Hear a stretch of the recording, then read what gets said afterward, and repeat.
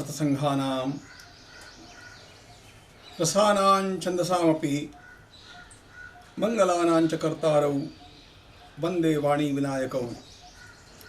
नमामि सद्गुरुं शान्तं सच्चिदानंद विग्रहं पूर्ण ब्रह्म परानंदम ईशमानंद वल्लभम।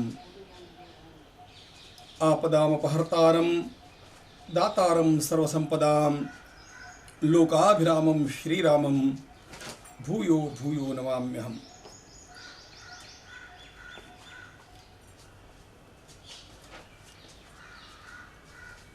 मर्यादा पुरुषोत्तम भगवान श्री राम के जीवन का हम लोग विशिष्ट दृष्टिकोणों से चिंतन कर रहे हैं और ये चिंतन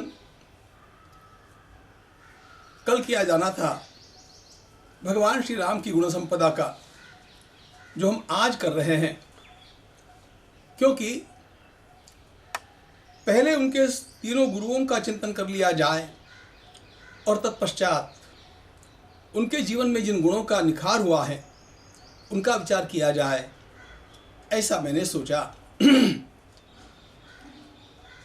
वैसे श्री भगवान का चिंतन 5 आयामों से करने की हम लोगों की परंपरा रही है। नाम, रूप, गुण, लीला और धाम, ये 5 ऐसे आयाम हैं जिन दृष्टियों से भगवत तत्व का चिंतन किया जाता है। उसमें भी जहां तक गुणों की बात है, भगवान श्री राम के गुणों का चिंतन मनुष्य मात्र के लिए अत्यंत उपादेय उपयोगी वस्तु है, क्योंकि साक्षात श्री भगवान होने पर भी प्रभु ने अपना जीवन मानवीय मर्यादाओं में रखा और इसलिए भगवान के अन्य अवतारों के बारे में जो प्रायः नहीं कहा गया, वो भगवान श्री राम के जीवन के बारे में हमारे सभी संत महात्माओं ने कहा। रामादिवत वर्तितव्यम, भगवान श्री राम का जीवन अनुकरणीय बन जाना चाहिए।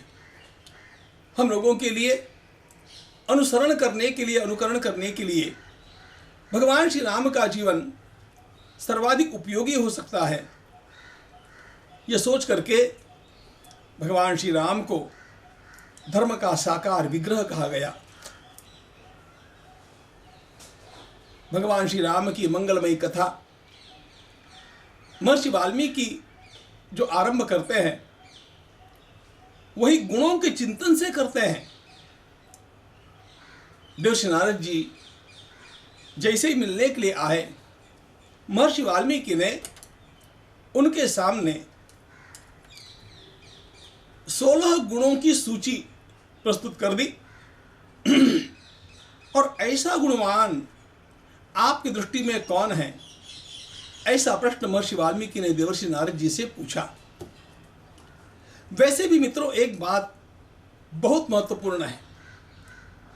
व्यक्ति कोई भी हो, वो याद रहता है उसके गुणों के कारण। इतिहास में कितने लोग होकर के चले गए, अनगिनत लोगों को हम लोग भूल गए, इतिहास भी भूल गया। लेकिन कुछ लोग जो भुलाए जा ही नहीं सकते हैं, वे क्यों भुलाए नहीं जा सकते हैं, इसका जब विचार हम करेंगे तो ध्यान में एक बात आती है कि उन्होंने अपने जीवन में उन गुणों का प्राकट्य करके दिखाया। उनका जीवन उन गुणों से मंडित था जो गुण अपने आप में विशेष रहे थे। सामान्यतया हम सब लोग शारीरिक दृष्टि से लगभग समान ही तो होते हैं, थोड़ा बहुत अंतर होता है, लेकिन विशेष रूप से जो अंतर आता है वो गुणों के कारण आता है। किस व्यक्तित्व के भीतर से कैसे कैसे गुण प्रकट हुए, उन गुणों के कारण वह व्यक्ति इतिहास में अपना स्थान निर्धारित कर लेता है। वह व्यक्ति पीढ़ियों तक बुलाया नहीं जाता, भगवान श्री राम जैसे तो युगों तक भुलाए नहीं जा सकते।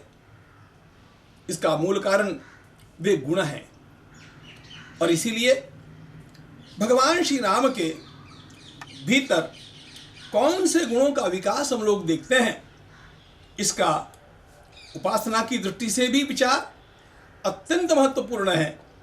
और आदर्श के रूप में जब भगवान श्री राम को हम ग्रहण करते हैं तब वह और भी अधिक महत्वपूर्ण हो जाता है। महर्षि वाल्मीकि ने देवर्षि नारद जी के सामने जो 16 गुणों की सूची रखी है, उसमें उन्होंने श्री राम का नाम नहीं लिया है। उन्होंने तो ये पूछा है कि ये गुण किस व्यक्ति में आपको दिखते हैं। आप सर्वज्ञ हैं, सर्वत्र संचार करते हैं और आपको सब जानकारी है, इसलिए मैं आपसे ही इस बात को जानना चाहता हूं। और पहला ही प्रश्न उन्होंने कहा, कोन्वस्मिन् सांप्रतम लोके गुणवान कश्च वीर्यवान धर्मज्ञश्च कृतज्ञश्च सत्यवाक्यो दृढ़व्रतः चारित्रेण चको युक्तः सर्वभूतेषु कोहितः विद्वान् कः समर्थश्च कश्चैक प्रियदर्शनः आत्मवान् को जितक्रोधो द्युतिमान् को न सूयकः कस्य बिभ्यति देवाश्च जातरोषस्य संयुगे एतदिच्छाम्यहं श्रोतुं परं कौतूहलं हि मे। समय हम लोगों के पास इतना सीमित है कि मैं इन सब बातों का विस्तार से विचार नहीं कर पाऊंगा। देवर्षि नारद जी ने जैसे ही इन 16 गुणों की सूची को सुना, तुरंत एक भी क्षण का विलंब लगाए बिना उन्होंने सीधे कह दिया कि हाँ, इन सारे अत्यंत विशिष्ट गुणों को अपने में धारण करने वाला एक व्यक्तित्व, एक पुरुष, देव नहीं, नरः। महर्षि वाल्मीकि के द्वारा प्रयुक्त शब्द भी नर है, नारायण नहीं। और देवर्षि नारद जी महाराज के द्वारा कहा हुआ शब्द भी नर है। मुने वक्ष्याम्यहं बुद्ध्वा तैर्युक्तः श्रूयतां नरः। भगवान श्री राम सभी के लिए आदर्श के रूप में उपस्थित हो जाए, इसलिए उनका मानवीय जीवन हम लोगों के लिए अधिक सन्निकट लगता है। जितने गुणों की सूची महर्षि वाल्मीकि ने बताई, वे सारे के सारे गुण भगवान श्री राम में हैं। यह तो छूटते ही देवर्षि नारद जी ने कह दिया। उन्होंने उस सूची को और आगे बढ़ाया। भगवान समुद्र इव गांभीर्ये धैर्येण हिमवानिव विष्णुना सदृशो वीर्ये सोमवत् प्रियदर्शनः आदि आदि श्लोकों में उनके दिव्य गुणों का अपनी ओर से अधिक प्रतिपादन किया। मैं इस बात को यहीं पर छोड़ देता हूं। यह उनके संवाद का आरंभ है, लेकिन अपने जीवन का विकास करते हुए भगवान श्री राम के द्वारा जिन गुणों का प्राकट्य किया गया, उन गुणों की चर्चा पूरी अयोध्या में कैसे चल रही है, इसका विस्तार से वर्णन महर्षि वाल्मीकि ने अयोध्या कांड के प्रथम सर्ग में किया है। मैं सर्वदा कहते रहता हूं, जिन्हें अपने बालकों को आदर्श बनाना है, उनको चाहिए कि वे इन गुणों का प्रतिपादन उनके सामने करते रहे। इस अध्याय को बार बार पढ़ा जाए। अयोध्या की सारी जनता भगवान श्री राम के कौन से गुणों की चर्चा करती है, यह वर्णन यहां पर आया है। अयोध्या के लोगों की यह चर्चा है जो श्री राम को रोज देखते हैं, भगवान श्री राम जिनके समीप है, भगवान श्री राम का जीवन जिनके सामने खुले पुस्तक की तरह रोज आ रहा है, ये सब अयोध्या के निवासी आपस में चर्चा करते रहते हैं। और चर्चा का आरंभ कहां से करते हैं? सच नित्यम प्रशांतात्मा। अरे श्री राम कितने शांत है, प्रशांत। अशांति निर्माण होने का, प्रसंग निर्माण होने पर भी जो अशांत नहीं होता है उसे प्रशांत कहते हैं। शांत शब्द में सामान्य शांति नहीं है, कुछ भी हो जाए तब भी जिसकी शांति किसी प्रकार विचलित नहीं होती है वह प्रशांत है। एक ने कहा, यह चर्चा है अयोध्या के लोगों की, एक ने कहा, और वे जब बोलते हैं ना तो कितना सौम्य बोलते हैं, मृदु पूर्वम ही भाषते। वे जब बोलते हैं तो उनके हर शब्द में एक सौम्यता होती है, मिठास होती है। कभी किसी प्रकार के कठोर शब्दों का प्रयोग श्री राम नहीं करते हैं। अच्छा, किसी ने मेरे लिए कोई गलत बात नहीं कही तब मैं शांत रहूं, यह दूसरी बात है। लेकिन कोई मेरे बारे में कठोर शब्दों का प्रयोग करता है तब भी श्री राम कैसे रहते हैं? उच्चमानोपि परुषम नोत्तरम प्रतिपद्यते। सामने वाला बिना कारण कठोर शब्दों का प्रयोग कर रहा है, भगवान श्री राम ऐसे समय में चुप हो जाते हैं। नोत्तरम प्रतिपद्यते। मित्रों, इन सारे गुणों की आज हमारे जीवन में, वैयक्तिक जीवन में और पारिवारिक जीवन में भी आवश्यकता है।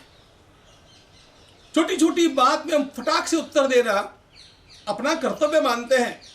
मेरा ईगो हर्ट हो गया ऐसा तुरंत कह देते हैं, छोटे बच्चे भी कह देते हैं। भगवान श्री राम शांति के साथ स्तब्ध होकर के सब सुन लेते हैं। यदि शांति के साथ सुनने की आदत हम लोगों ने लगाई स्वयं को, तो कितनी सारी समस्याओं का समाधान अपने घरों में अपने आप हो जाएगा। फिर कहते हैं, कोई श्री राम के लिए कोई अच्छा काम कर देता है, बस प्रसन्न होकर के उसका वर्णन करते रहते हैं। देखो भाई, इन्होंने मेरे लिए कितना बढ़िया काम किया, इनके मेरे ऊपर उपकार है। यह कहते समय श्री राम अघाते नहीं। कदाचिद उपकारेण कृते नैकेन तुष्यति। मैं एक भी बात काल्पनिक नहीं कहूंगा, ध्यान रखना।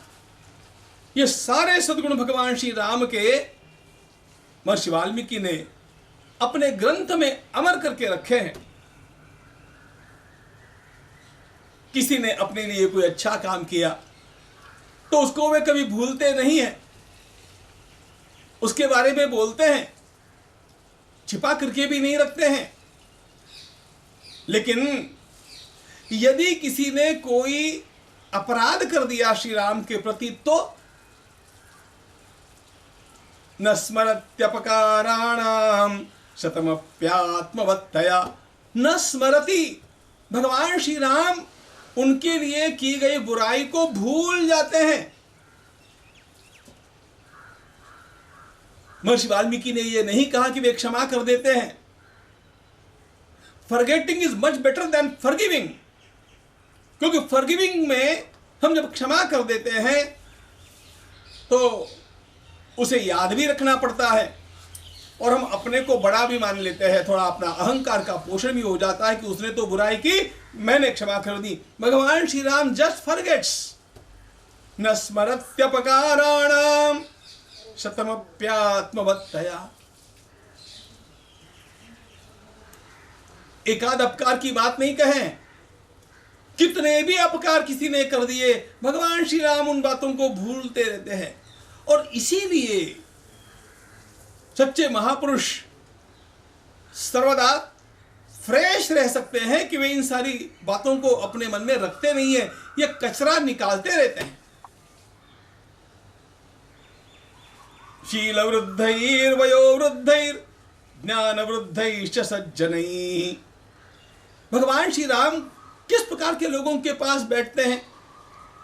वैसे रोज सायंकाल में भगवान श्री राम अपने युवा मित्रों के साथ खेलने के लिए सरयू के तट पर जाते हैं। अपने मित्रों के साथ वे खेलते हैं, हंसी मजाक भी करते हैं। भगवान श्री राम की हास्य प्रियता का सुंदर वर्णन उत्तरकांड में आता है। उनके मित्रों के नाम भी वहां पर आए हैं। अभी वो विषय नहीं है, लेकिन बिल्कुल समय निकाल करके वे उन अच्छे अच्छे लोगों के पास जाकर के बैठते हैं जो ज्ञानी है। ज्ञानवान लोगों के पास बैठ करके, शीलवान लोगों के पास बैठ करके, तपस्वी लोगों के पास बैठ करके भगवान श्री राम उनके साथ कुछ न कुछ वार्तालाप नित्य करने का प्रयास करते हैं। एक बात ध्यान रखना, जिस प्रकार के लोगों के साथ आप अपना समय व्यतीत करते हैं, आप उसी प्रकार के बन जाते हैं। इसलिए अपने जीवन का विकास करने का सर्वोत्तम मार्ग यह है, प्राप्त वरान निबोधत। उपनिषदकार कहते हैं, श्रेष्ठ लोगों के पास जाकर के बैठो और कुछ बातों को जानो। अपने से वरिष्ठ श्रेष्ठ लोगों के पास जाकर के विनम्रता से बैठना भूल गए, उनके साथ थोड़ी गपशप लड़ाना भूल गए। अरे उपदेश सुनने के लिए ही केवल नहीं जाना है। याई स्वैर कथा तेषाम उपदेशा भवन्तिताः। वे स्वैर रूप में जो बातें करते हैं ना, वे भी हम लोगों के लिए उपदेश हो जाता है। शील वृद्धैर ज्ञान वृद्धैः वयो वृद्धैश्च सज्जनैः कथयन्नास्ति। उनके साथ बातचीत करते हैं रोज, जब जब अवसर मिल जाए। बुद्धिमान बुद्धिमान मधुराभाषी पूर्वभाषी प्रियम वदः। भगवान श्री राम की बुद्धि अत्यंत तीक्ष्ण है। किसी विषय को वे बहुत जल्दी समझ जाते हैं। किसी प्रश्न के उत्तर को वे तुरंत भाप लेते हैं। किसी भी समस्या से बाहर निकलने का रास्ता उन्हें तुरंत सूझ जाता है। बोलते भी है तो बहुत मीठा। ज्ञानेश्वर महाराज ने कहा, तैसे साच आनी मवाड़ मितले आनी रसाड़। बोल जैसे कल्लोड़ अमृता से। मनुष्य को ऐसे बोलना चाहिए कि लोगों को लगे कि ये बोलता ही जाए। कुछ लोगों के बोलने से हम उकता जाते हैं। अरे कोई मधुर भाषी हो तो उससे कौन उकताएगा? भगवान श्री राम सर्वदा प्रिय बोलते हैं। लेकिन एक बात और भी बतलाई, पूर्वभाषी। वे पूर्वभाषी है, इसका अर्थ क्या है? सामान्यतया ये शब्द लोगों के ध्यान में नहीं आता है। किसी समारोह में मेरे परिचित व्यक्ति को मैंने देखा। अब आजकल प्रायः क्या होता है, हम विचार करते हैं कि वो मेरे पास आकर के मुझसे बात करें, मैं उसके पास क्यों जाऊं? यह हमारा अहंकार होता है। भगवान श्री राम की विशेषता यह है कि वे किसी के आकर के बात करने की प्रतीक्षा नहीं करते हैं, चला करके स्वयं जाते हैं और अपनी बातचीत आरंभ कर देते हैं। पूर्वभाषी इसे कहते हैं। चला करके किसी के पास जाना और बातचीत स्वयं आरंभ कर देना। थोड़ा भी व्यक्ति तो बड़ा हो जाता है ना, तो आदमी के भीतर का अहंकार उसे ये नहीं करने देता है। मैं उसे फोन क्यों करूं? उसको मुझे फोन करना चाहिए। बस ये इन्हीं अहंकारों को लेकर के हम बैठे रहते हैं। भगवान श्री राम पूर्वभाषी प्रियम वदः, अत्यंत प्रिय बोलते हैं। अच्छा, स्वयं जाकर के बोलेंगे तो भी ताना नहीं कसेंगे, चुपती हुई बात नहीं बोलेंगे। प्रियम वदः। वीर्यवान न च वीर्येण महता स्वेन विस्मितः। वे पराक्रमी है, उनके जैसा पराक्रमी कोई नहीं है। यह वर्णन उस समय का है जब भगवान विवाह करके मिथिला से लौट करके आए हैं और सभा में जाकर के बैठना आरंभ करते हैं, वे इस समय राजा भी नहीं है, युवराज भी नहीं है, लेकिन उनका पराक्रम विश्वविख्यात हो चुका है। इतने पराक्रमी होने पर भी वीर्यवान न तो वीर्येण महता स्वेन विस्मृतः, लेकिन मैं इतना पराक्रमी हूं, इस बात का अहंकार उनकी बातचीत में और उनके व्यवहार में कहीं झलकता ही नहीं है, छलकता ही नहीं है। न चान्द्रत कथो विद्वान वृद्धानाम प्रतिपूजकः, कभी किसी प्रकार का झूठ तो श्री राम के मुख से आ ही नहीं सकता। इसका एक दूसरा भी अर्थ है, फालतू की बातें भगवान श्री राम कभी करने में, गपशप लड़ाने में बैठते नहीं। He does not waste time. हमारा कितना समय फालतू की बातों में जाता है, कितना समय हम फालतू की चैटिंग में अब तक गंवा दिए, जरा सोचो। या आपसे की जाने वाली चैट आपके जीवन में कभी उपयोगी होने वाली नहीं है। दिन तो समाप्त हो जाएंगे, वैसे भी कोरोना में लोग रोज जा रहे हैं। हम आज नहीं तो अभी कुछ दिनों के पश्चात सभी कभी न कभी तो अपने जीवन के इस अनमोल क्षणों को व्यर्थ बातों में गंवाना ठीक नहीं। श्री राम कभी भी व्यर्थ की बातों में समय गंवाते नहीं। बड़ों का आदर करना तो राम से सीखना चाहिए, महर्षि वाल्मीकि कहते हैं। अरे अयोध्या के लोग चर्चा करते हैं कि कितना आदर करते हैं श्री राम लोगों का।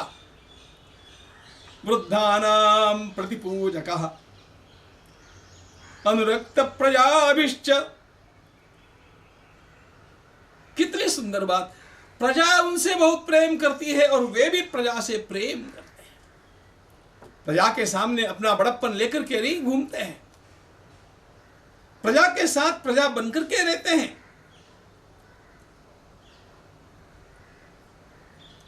अरे इसलिए तो श्री राम ने लोकप्रियता को प्राप्त किया। ध्यान रखना, अहंकारी व्यक्ति कभी लोकप्रिय नहीं होता है। महाभारत में यक्ष ने एक प्रश्न पूछा है धर्मराज से, किन्नु हित्वा प्रियो भवति, किस बात का त्याग करने से मनुष्य लोगों को प्रिय हो जाता है? और उत्तर दिया है धर्मराज ने, मानम हित्वा प्रियो भवति, जिसमें अभिमान नहीं, जिसमें किसी प्रकार का अहंकार नहीं, वो लोगों को अपने आप प्रिय हो जाता है। आप विद्वान हो सकते हैं, आप धनवान हो सकते हैं, आप सत्ताधीश हो सकते हैं, इसलिए लोग आपका आदर भी कर सकते हैं, लेकिन लोग आपका आदर करते हैं इसका अर्थ लोग आपसे प्रेम करते हैं ऐसा नहीं होता है। प्रियत्व की प्राप्ति तो अहंकार के निर्मूलन से ही होती है।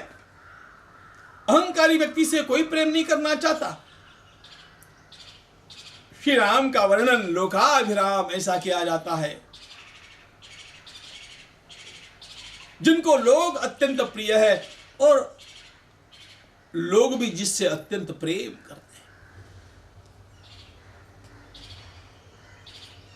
सानुक्रोशोजित क्रोधो ब्राह्मण प्रतिपूजकः, आदरणीय विप्रों का अत्यंत बड़ा आदर भगवान श्री राम सर्वदा करते हुए दिखाई देते हैं। जिनके जीवन में कोई क्लेश आ गया उनसे वे बड़ी अनुकंपा के साथ मिलते हैं। वक्ता तो ऐसे हैं कि उनके सामने जब वे दलीलें करने लगते हैं अथवा किसी की दलीलों को काटने लगते हैं तो कोई टिकता ही नहीं। उत्तरोत्तर युक्ति राम वक्ता वाचस्पति यथा, सर्व विद्यामृत स्नातो, सभी विद्याओं को उन्होंने प्राप्त किया है। वेद का अंग सहित ज्ञान उनको प्राप्त है। आलस तो उनको कभी छू नहीं गया है। अरोगस्तरुणो वाग्मी वपुष्मान देश कालवित्, कभी भी बीमार नहीं होते हैं श्री राम। अरोगः वाग्मी, कब क्या बोलना चाहिए, क्या टालना चाहिए, ये सारी बातें वो जानते हैं। लोगों के दोषों को जान करके भी उनको संभाल लेते हैं और अपने स्वयं के दोष को भी जानते हैं। अध्ययन में उन्होंने स्वयं शास्त्रों को तो सीखा ही है। आरोहे विनये चैव वारणासुर वाजिनाम, सारी प्रकार की सवारियों को तो वे करना जानते ही है। यदि हाथी पागल हो गया तो उसको ठीक कैसे करना चाहिए, घोड़ा उछल कूद करने लग गया तो उसे ठीक कैसे करना चाहिए, ये सब वो जानते हैं।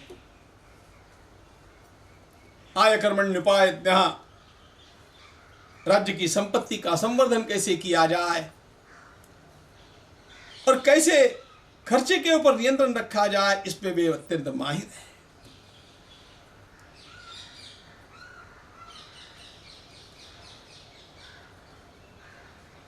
चरित्र और मर्यादा तो उनका प्राण है। महर्षि वाल्मीकि ने भी तो यही पूछा था, चारित्रेण च को युक्तः सर्वभूतेषु को हितः।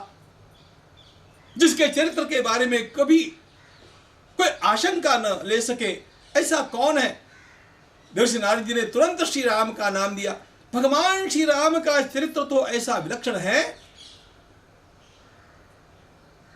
भले ही मंत्रा की सीख के कारण कैकेयी माता ने श्री राम के वनगमन के लिए हट किया होगा, लेकिन जब भरत जी ने आने के पश्चात मां से पूछा है कि क्या श्री राम ने कोई अपराध किया था, क्या किसी परस्त्री के साथ उनका दुर्व्यवहार हो गया था, फटाक से कैकेयी माता ने कहा, क्या बात करते हो भरत, श्री राम और परस्त्री की बात। न राम परदारांस चक्षुर्भ्याम अपि, ये कैकेयी माता बोल रही है, ध्यान रखना। अरे परस्त्री की ओर वह दृष्टि उठा करके भी देखता नहीं, तुम उसके बारे में ये बात बोल रहे हो। मित्रों, धन्य वो होता है जिसकी प्रशंसा उसके विरोधकों के द्वारा कर दी जाए। कैकेयी माता इस समय तो भगवान श्री राम की विरोधिका है।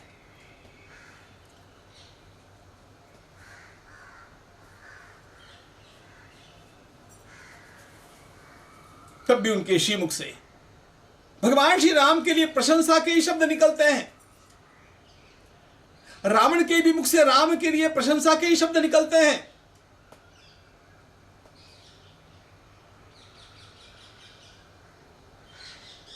सकल गुण निधानम, यह जो विशेषण गोस्वामी तुलसीदास जी महाराज ने श्री हनुमान जी के लिए प्रयुक्त किया है, वो उसी प्रकार भगवान श्री राम के लिए भी प्रयुक्त हो सकता है।